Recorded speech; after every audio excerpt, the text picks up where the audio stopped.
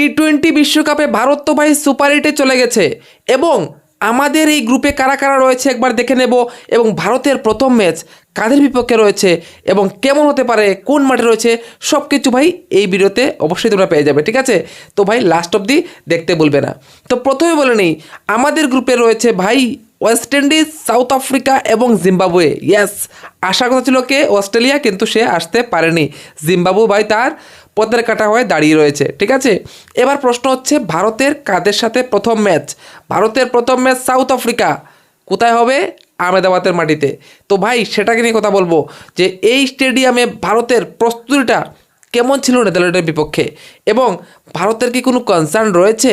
এই ম্যাচটা কিন্তু আমাদের এনি হাউ জিততে হবে, কারণ এই ম্যাচ আমরা জিততে না পারলে কিন্তু ভাই আমরা প্রেশারে চলে আসতে পারি। কারণ কি? কারণ হচ্ছে গিয়ে ভাই দেখো, ওয়েস্ট ইন্ডিজকে আমরা জানি যে এই টিমটা এমন একটা টিম যে কোনো সময় যে কোনো টিমকে ভাই হারাতে পারে, আবার নিজেও হারতে পারে। ঠিক আছে, ওদের কোনো গ্যারেন্টি ওয়ারেন্টি নেই।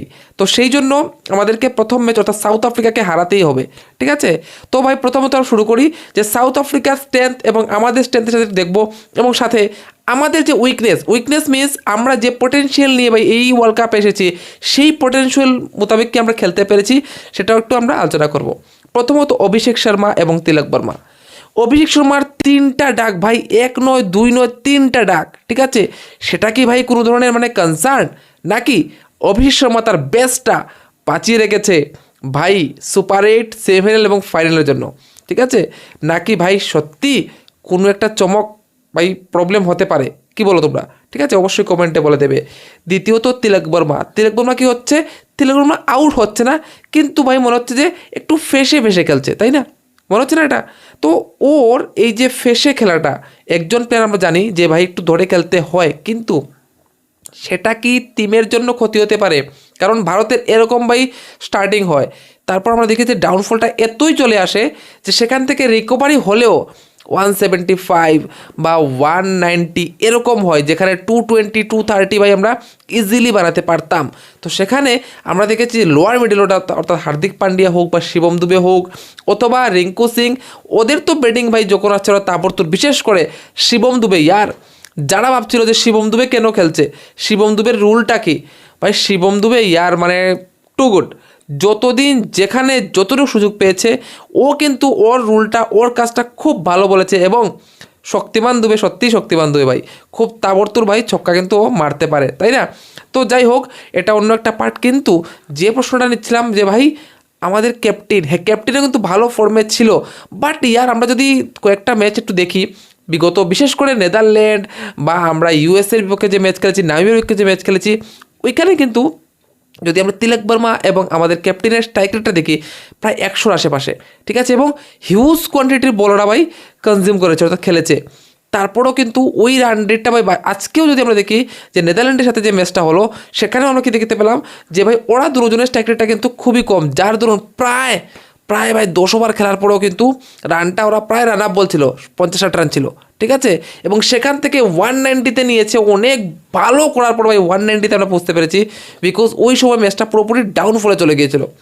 সো সেটা তো ভাই নেদারল্যান্ড, নামিবিয়া, ইউএসএ ওইগুলোর সাথে আমরা পার হয়ে যাবো, আমরা জানি কোনো সমস্যা হবে না, কারণ আমাদের বোলারের কাছে সেই কনফিডেন্স রয়েছে যে বোলাররা ওইটা করে নেবে। কিন্তু প্রশ্ন হচ্ছে যখন সাউথ আফ্রিকা সামনে আসবে ওই রকম ডাউনফল হলে ওরা কি আমাদের উঠতে দেবে?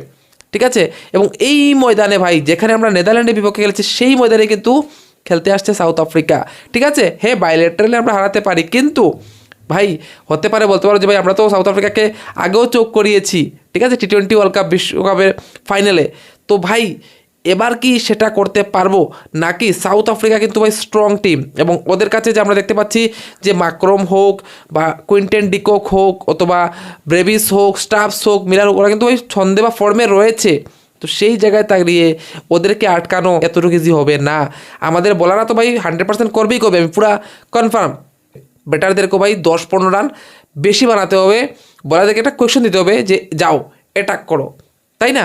তো সেই জায়গায় দাঁড়িয়ে আমার মনে হচ্ছে ভাই এত ইজি কিন্তু হবে না এই ম্যাচটা, অর্থাৎ এই ম্যাচটা হতে চলেছে ভাই ডু অর ডাই ম্যাচ এবং সেখানে দেখতে হবে যে ভারতের এ গেমটা কি চলে আসে, অর্থাৎ আমরা আজকে অবধি কিন্তু এ গেম খেলতে পারিনি এবং আমার মনে হচ্ছে যে এই এ গেমটা বাঁচিয়ে রাখলো ভারত সুপার 8 এবং সেমিফাইনাল ফাইনালের জন্য।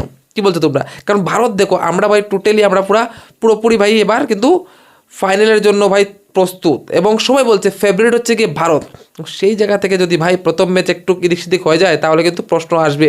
এবং অভিষেক শর্মাকে কি আমরা দেখতে পাবো সাউথ আফ্রিকার বিপক্ষে রাবাডা এবং ভাই লুঙ্গি এঙ্গেটির বিপক্ষে সেই আক্রমক ব্যাটিং, নাকি ভাই আবারও মাকরম নিয়ে আসবে প্রথম ওভার যে দুইটা লেফট হ্যান্ডার আছে, চলো আমি বল করবো এবং ওদের একটাকে আউট করে দেবো?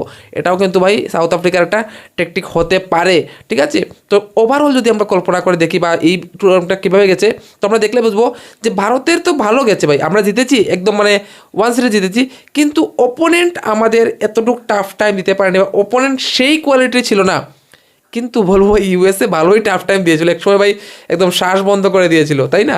তো যাই হোক, সূর্যকুমার যাদব সেদিন আউটস্ট্যান্ডিং পারি খেলে ভাই ওই ম্যাচটা জিতিয়ে দিয়েছে।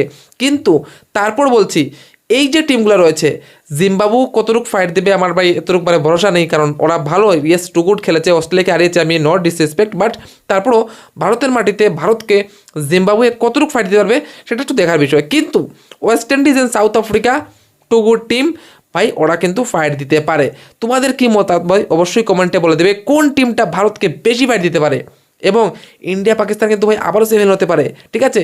তো আমরা লাস্টে একটু ভাই গ্রুপগুলো দেখে নিচ্ছি, গ্রুপে কে রয়েছে। প্রথমত ভারতের গ্রুপে রয়েছে, আবারও বলে দিই, ইন্ডিয়া, তারপর রয়েছে সাউথ আফ্রিকা, তারপর ওয়েস্ট ইন্ডিজ এবং তারপর জিম্বাবুয়ে। এবং আমাদের অপোনেন্ট গ্রুপটা কি? অপোনেন্ট গ্রুপ রয়েছে নিউজিল্যান্ড, পাকিস্তান, শ্রীলঙ্কা অ্যান্ড কে রয়েছে ভাই? ইংল্যান্ড। হ্যাঁ, তো এই হচ্ছে গিয়ে ভাই দুইটা গ্রুপের টোটাল 8টা টিম যারা সুপার এইটে চলে গেছে, এবং এরা কিন্তু নেক্সট ওয়ার্ল্ড কাপের জন্য ডাইরেক্টলি কোয়ালিফাই হয়ে গেছে, ঠিক আছে? এবং বাকি টিমগুলো আবার কোয়ালিফাই খেলে তারপর আসতে হবে। তো এই জায়গা থেকে আমি বলছি যে ভারতের এই টিম কতটুকু প্রিপেয়ার ভাই, এখন অবধি বলছি Shivam Dube tick mark, Hardik Pandya tick mark, Ishan Kishan tick mark, কিন্তু কোয়েকশন মার্ক কাদের উপর রয়েছে? সূর্যকুমার যাদব প্রথম ম্যাচ আউটস্ট্যান্ডিং, কিন্তু তারপর একটু ফেসেছে, এবং প্রথম ম্যাচেও ফেসেছিল, কিন্তু প্রথম ম্যাচ ওইটা ভাই সিচুয়েশন ছিল, ঠিক আছে? চলো কোনো ব্যাপার নয়, ও লাস্টে কাভার আপ করে দিয়েছে।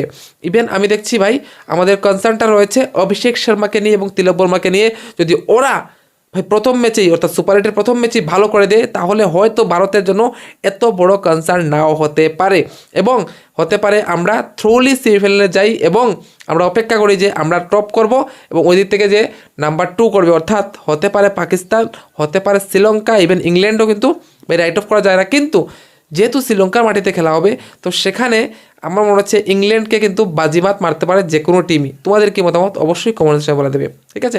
ভিডিওটা ভালো লাগলে কি করতে হবে তোমাদেরকে? ভিডিওটা লাইক করতে হবে, চ্যানেলটা সাবস্ক্রাইব করতে হবে, ঠিক আছে?